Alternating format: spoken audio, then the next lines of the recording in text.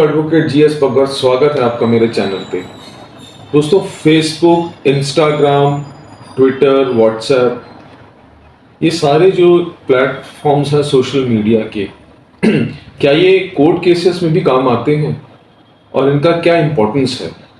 दोस्तों, इस वीडियो के थ्रू मैं आपको बताऊंगा कि इनकी इम्पोर्टेंस क्या है और ये कितने कोर्ट केसेस में काम आते हैं। दोस्तों, आजकल ऑलमोस्ट हर केस में जब एक क्लाइंट हमारे पास आता है, particularly in a matrimonial matter या डिवोर्स डोमेस्टिक वायलेंस मैटर, तो वो ये कहता है कि सर हमारे पास व्हाट्सएप चैट्स हैं अपने पार्टनर की, फेसबुक फोटोज़ हैं, इंस्टाग्राम फोटोज़ हैं, जिससे ये प्रूफ होता है कि उसका कोई रिलेशनशिप किसी के साथ है, या कोई ऐसी चैट्स हैं जिससे वो किसी एक पर्टिकुलर इशू के लिए एक्सपोज हो रहा है। तो क्या हम उन चीज़ों को कोर्ट में यूज़ कर सकते हैं? तो दोस्तों, इसका जवाब है हाँ, आप उसको बिल्कुल यूज़ कर सकते हैं। दोस्तों, इनको लॉफुली इलेक्ट्रॉनिक एविडेंस कहते हैं और इलेक्ट्रॉनिक एविडेंस कोर्ट में एडमिसिबल है। आपको करना क्या है कि आपको एक चीज़ का ध्यान रखना है कि आपको इन चीज़ों को सेफली प्रिजर्व करना है, स्टोर करना है, ताकि चीज़ें डिलीट ना हो। और इन चीज़ों को प्रिजर्व करके आप इसको एज अ एविडेंस कोर्ट में यूज़ कर सकते हैं। दोस्तों देखिए, जब एक मैट्रिमोनियल डिस्प्यूट हमारे सामने आता है, अब वो कोई कमर्शियल ट्रांजैक्शन तो है नहीं कि आपने चीज़ खरीदी और उसका आपके पास बिल है। तो आपके पास मैट्रिमोनियल में सबूत क्या होते हैं? यही सराउंडिंग एविडेंसेस जो होती हैं, यही एक इम्पॉर्टेंट एविडेंस बन जाते हैं।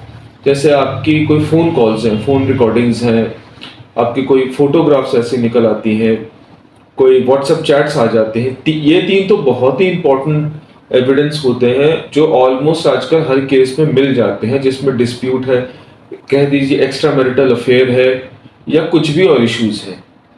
तो दोस्तों, अगर आपके पास कुछ ऐसी चीज़ें हैं जो आपको लगता है कि फ्यूचर कोर्स में या करंट में आपके पार्टनर आपको चीट कर रहे हैं, या कुछ ऐसे इश्यूज हैं आपसे सप्रेस कर रहे हैं, आपको बता नहीं रहे हैं, और वो फ्यूचर में यूज़ हो सकती है, करंटली भी यूज़ हो सकती हैं, तो दोस्तों उसको सेफली प्रिजर्व कीजिएगा।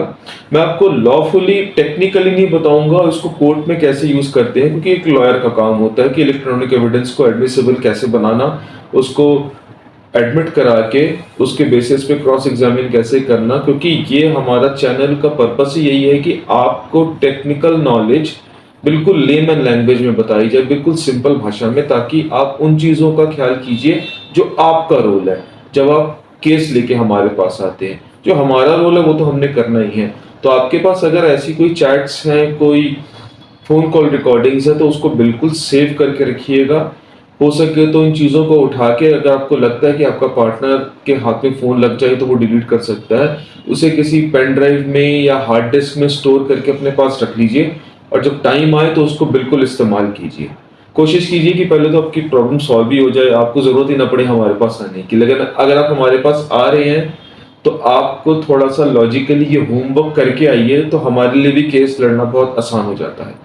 फर्दर आपको कोई भी और इन्फॉर्मेशन चाहिए, आप मुझे कांटेक्ट कर सकते हैं। मेरे चैनल को सब्सक्राइब कीजिए, लाइक कीजिए, और जब चाहें मुझसे आप कॉल करके बात करके अपनी क्लैरिफिकेशंस ले सकते हैं। धन्यवाद।